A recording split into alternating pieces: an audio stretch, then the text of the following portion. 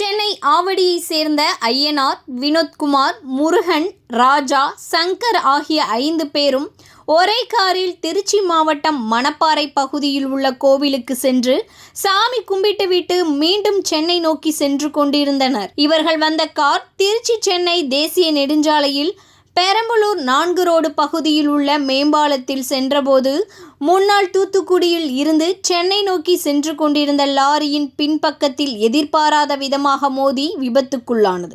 இதில் காரில் பயணம் செய்த ஆவடியை சேர்ந்த 5 பேரும் பலத்த காயமடைந்தனர். இவர்கள் அனைவரையும் அருகில் இருந்தவர்கள் மீட்டு 108 ஆம்புலன்ஸ் உதவியுடன் பெரம்பலூர் அரசு மருத்துவமனைக்கு சிகிச்சைக்காக அனுப்பி வைத்தனர்.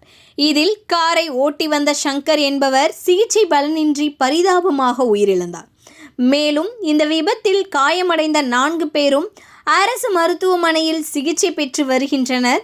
இச்சம்பவம் குறித்து பெரம்பலூர் போலீசார் வழக்கு பதிவு செய்து விசாரணை மேற்கொண்டு வருகின்றனர்.